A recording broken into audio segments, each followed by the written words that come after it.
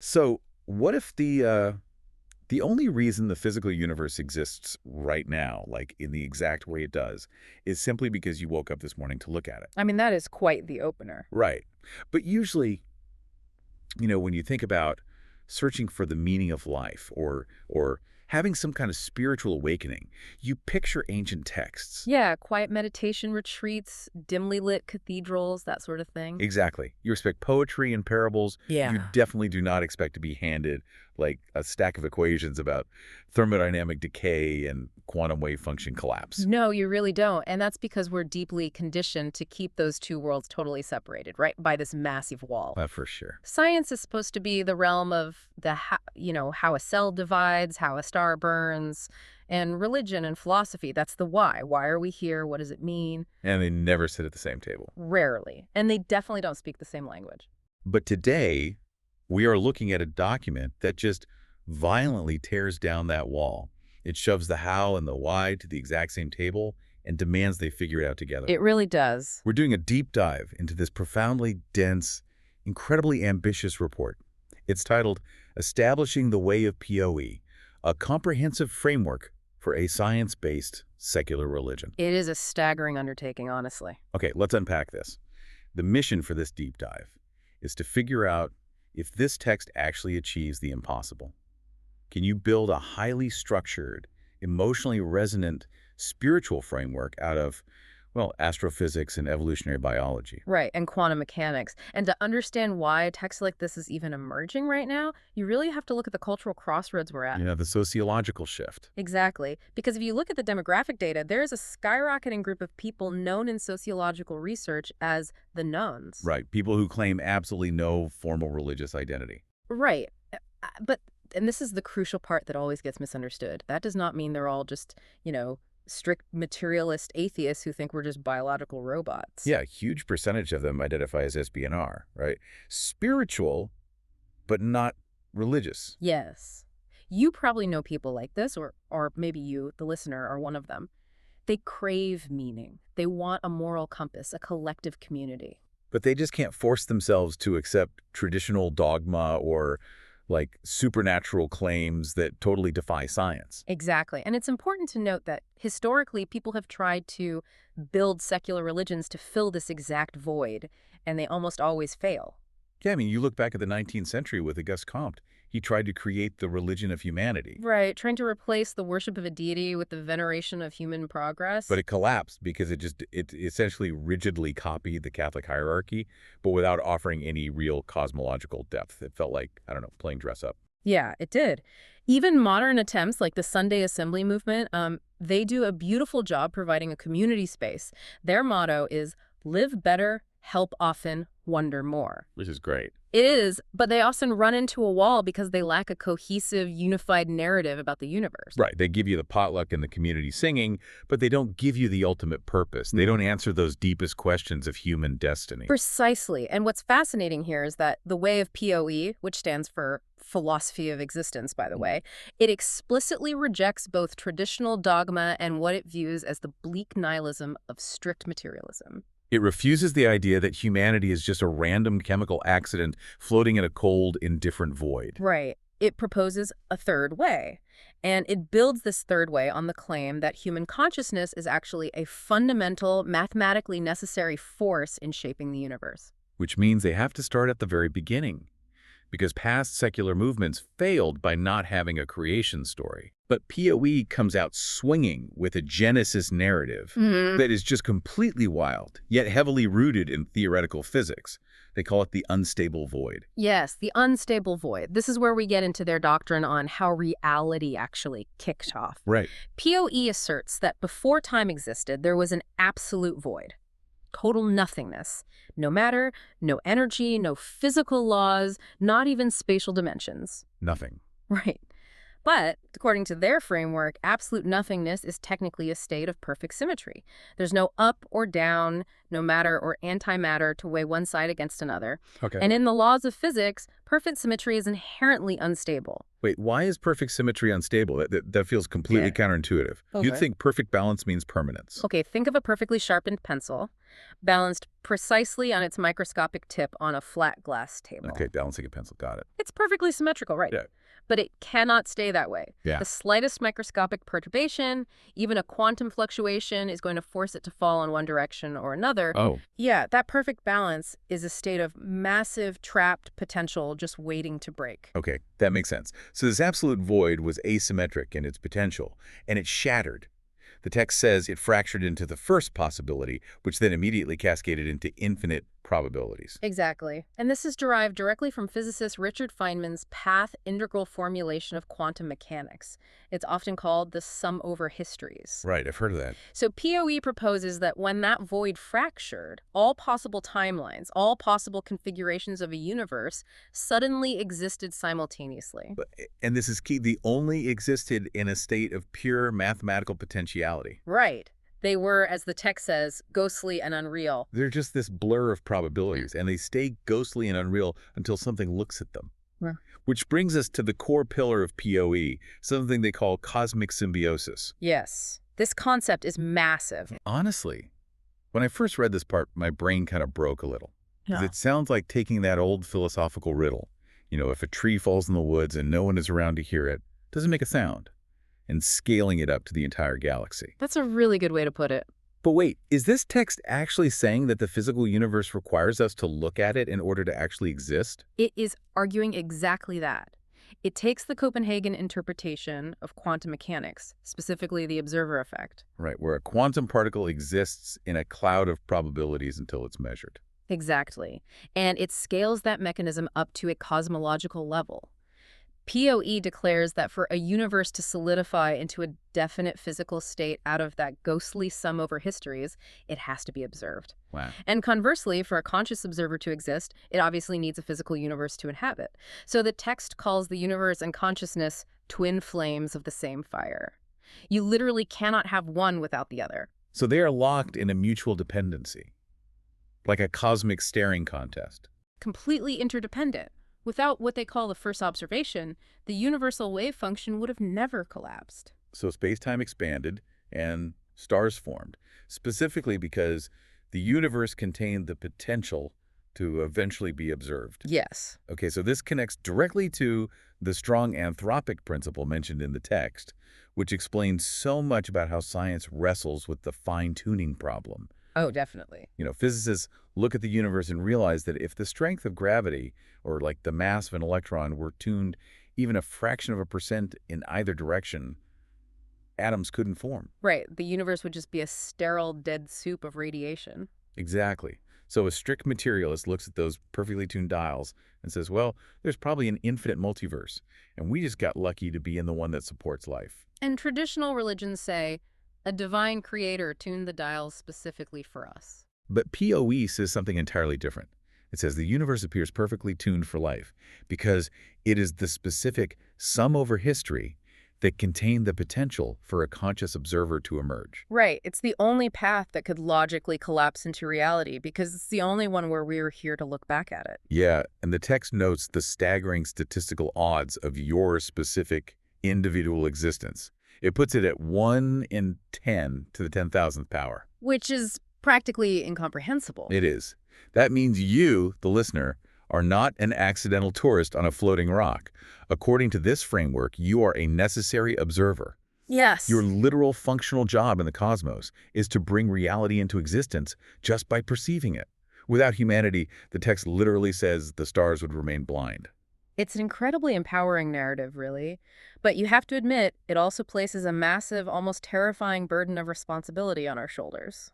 Right, because if our job is to literally realize the cosmos, how exactly did we get drafted into this immense responsibility? We didn't just, pop into existence with a telescope and a brain capable of collapsing wave functions. No, we didn't.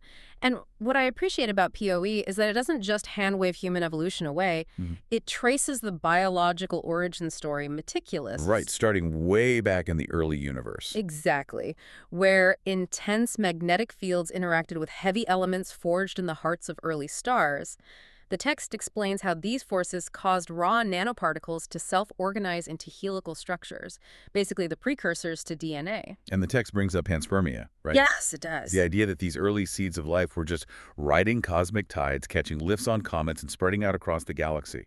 And when the young Earth finally cooled down enough, these seeds took root in our primordial oceans and evolved into LUCA, the last universal common ancestor. Which perfectly demonstrates a core physical belief of PoE, that the universe inherently bends towards synergy. It actively favors creating order out of chaos. Exactly.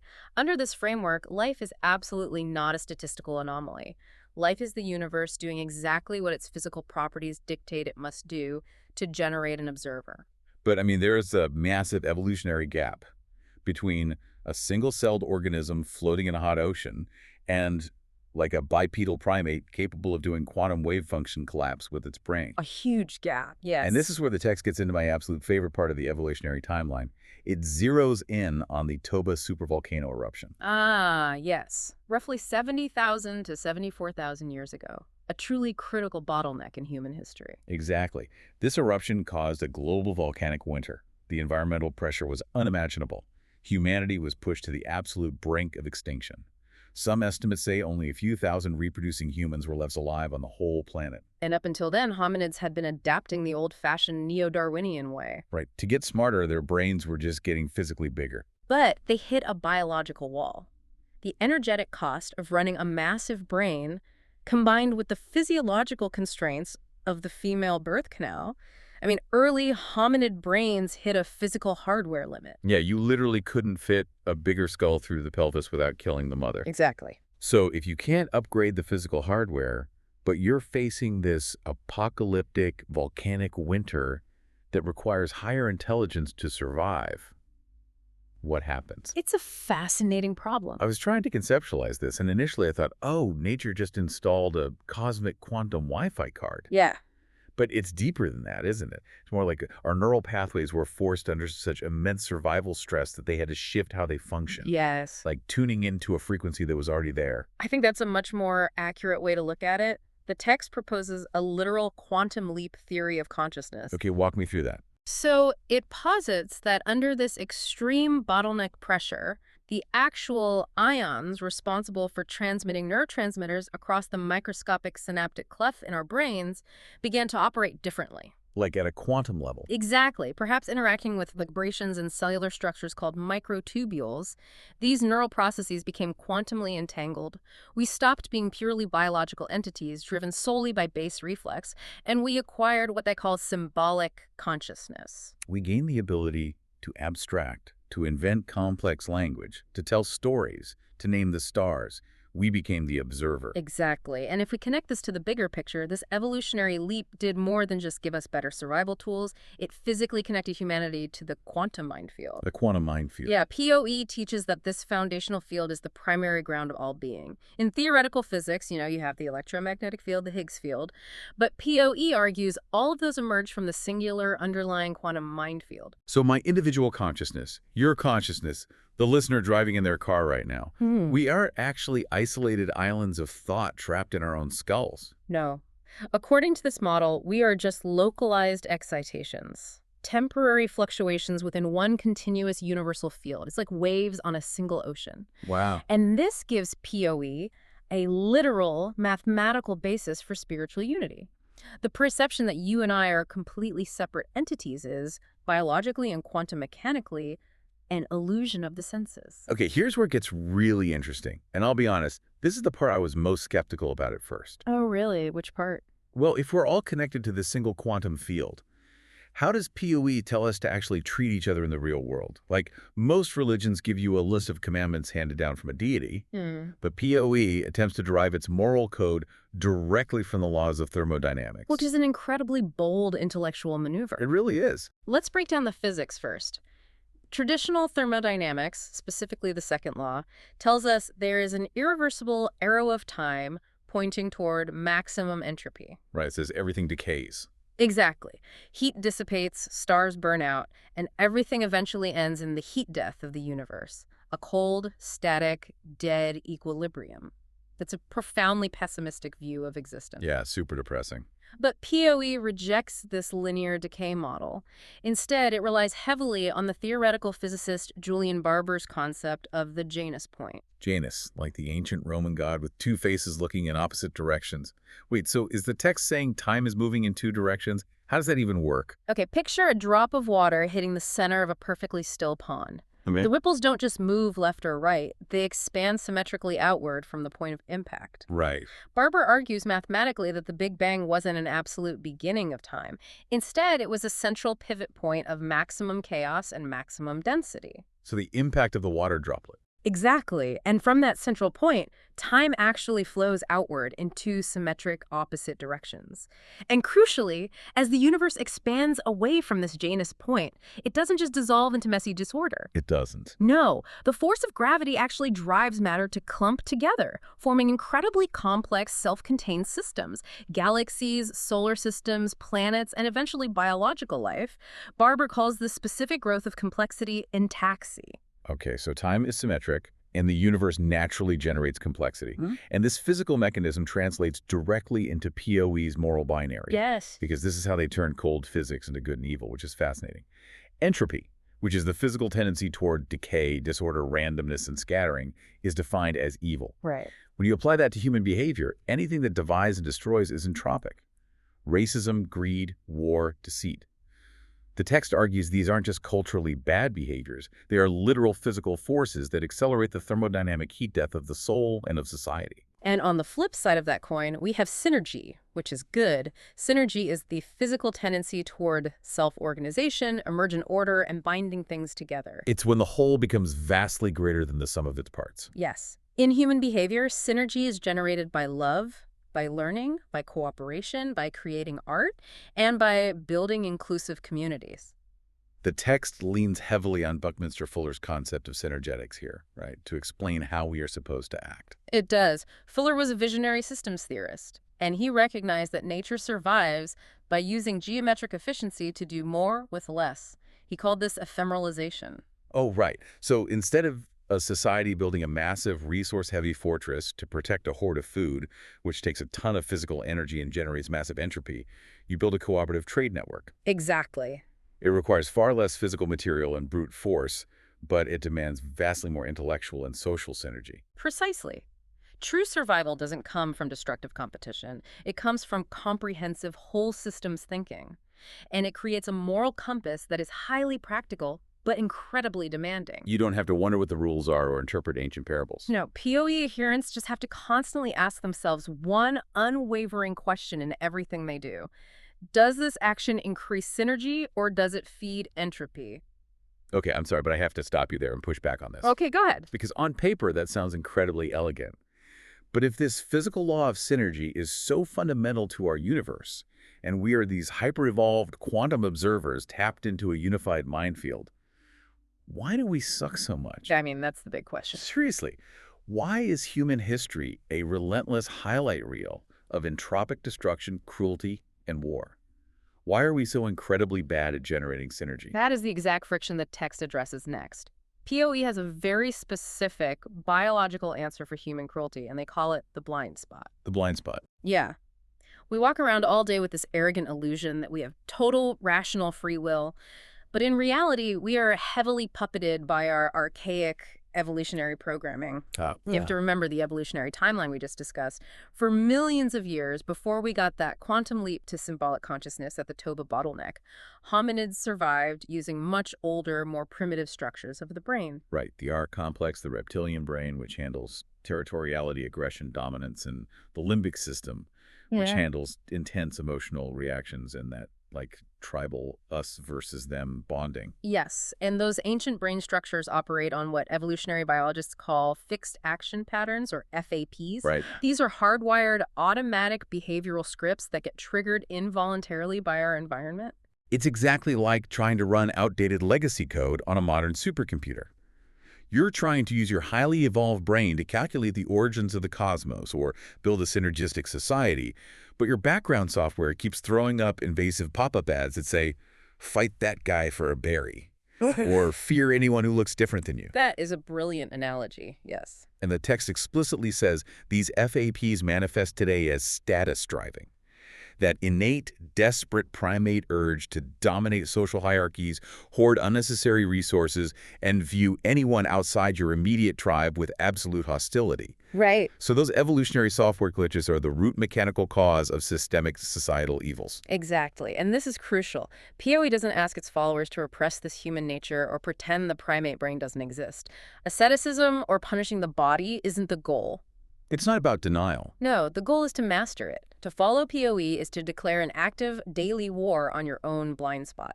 You do this by intentionally and continuously igniting the prefrontal cortex, the newest part of your brain responsible for rational thought, long-term planning, and empathy. You essentially have to manually override the primate. You have to recognize the pop-up ad for what it is and actively choose to close the window. This raises an important question about what self-awareness really means in the secular framework. True self-awareness isn't just knowing you exist. Right. It's the ability to observe your own fixed action patterns rising up in your body and choosing not to blindly react to them. It's an act of supreme neurobiological mastery. Seizing agency from the grip of raw instinct is the true path to secular mindfulness. Because that mechanically is how you generate synergy instead of entropy. Exactly. So what does this all mean? We're wrestling our primate brains. We're consciously collapsing quantum wave functions. We're trying to build synergy instead of entropy. Where is this all going? You mean the end game? Yeah, because most traditional religions have an eschatology and end times. They're waiting for an apocalyptic judgment day or a magical return to the Garden of Eden. What is the end game for PoE? Well, PoE's eschatology is distinctly evolutionary, not apocalyptic. To map out the endgame, they draw heavily on Pierre Teilhard de Chardin's concept of the omega point. Teilhard de Chardin, the French philosopher and Jesuit paleontologist. Right. He theorized that as matter complexifies over time, moving from subatomic particles to single cells to conscious organisms to interconnected societies, it generates what he called a new sphere. A new sphere. Think of it as a cognitive, intellectual layer of existence that literally envelops the Earth, like an atmosphere, but constructed entirely out of thought, culture, and communication. Oh, wow. Driven by the physical laws of synergy, this new sphere will eventually converge upon itself, reaching a point of maximum organized complexity and hyperconsciousness. That ultimate point of convergence is the omega point. And PoE takes this planetary concept and scales it to the entire cosmos. Because there is a massive macro-level mission happening in the background of this text. Yeah. It points out that dark energy is currently accelerating the expansion of the universe. Galaxies are flying apart faster and faster, which means physical entropy is actively accelerating. The total volume of cosmic chaos is growing every second. So humanity's ultimate cosmological purpose is to balance this terrifying equation. Right. As physical entropy increases, the amount of conscious synergy required to maintain cosmic equilibrium has to increase too. Right. We have to aggressively create exponential synergy just to keep the universe from literally falling apart. We aren't just drifting aimlessly on a rock toward a cold, inevitable heat death. The universe is actively being pulled toward this omega point. It is a destiny written into the very symmetry of time we discussed earlier. Right, the genus point. Yes. At this ultimate convergence, thermodynamics reaches its final, beautiful paradox. Entropy will hit its absolute maximum physical limit, but synergy will simultaneously achieve absolute maximization. And the text describes it so poetically. It says that at that point of maximum complexity, the universe will wake up fully to itself. It's going to transition from a collection of scattered parts into a single, fully realized conscious whole. It's breathtaking. It really is. And the critical takeaway for you, the listener, is that we aren't just passive passengers waiting for this magical event to happen. Every single time you make a synergistic choice, every scientific discovery, every act of profound empathy that connects two people, you are laying a literal brick in the cathedral of the omega point. We are the active architects of this universal awakening. Yeah. It completely reframes the meaning of human existence. Personal happiness or societal progress aren't just nice subjective things to have. They are the necessary physical mechanisms through which the universe achieves its teleological goals. Your life, your daily struggles against your own blind spot are a vital thread in a grand cosmic narrative. Absolutely. Okay, let's step back and look at the incredible journey this document just took us on. The way of PoE starts you in the absolute nothingness of the unstable void. Right. It charts how infinite probabilities collapsed into physical reality, specifically because you, the necessary observer, were mathematically destined to look back at them. It tracks your biological hardware hitting a wall during a volcanic winter. forcing a quantum leap in your brain that entangled you with the foundational field of reality itself. It takes the cold laws of thermodynamics and turns them into a pressing moral compass, demanding you fight the archaic legacy code in your own primate brain to build synergy. And finally, it casts you as an active gardener of reality. Desperately building toward the omega point to keep the cosmos in balance against the terrifying pull of dark energy. It is, without a doubt, an exhaustively comprehensive attempt to give the modern secular world a reason to care deeply, passionately, and cosmically about how we live our daily lives. It tells you that your daily acts of empathy, your desire to learn, your urge to create, they aren't just personal wins. Under this framework, they are literal, physical requirements to keep reality from dissolving. It's the ultimate expression of knowledge applied to purpose. Exactly. Yeah. And I want to leave you, the listener, with one final deeply provocative thought to mull over, drawn right from the very end of this text's eschatology. Oh, this is a good one. It notes that at the omega point, when the universe fully wakes up and realizes itself, perfect symmetry will be restored. And because we know perfect symmetry is inherently unstable, it will immediately shatter again. Initiating a brand new cycle. As the text says, the end shall be the beginning. So this quantum cosmology is a continuous self-realizing loop, and time is truly symmetric, expanding outward in two directions. When you fight your primate brain and generate synergy today, are you just creating a better future? Or, by collapsing the wave function toward the good, are you actually retroactively healing the universe from a past iteration? It's something to think about the next time you look up at the stars and realize you are the universe, finally looking back at itself.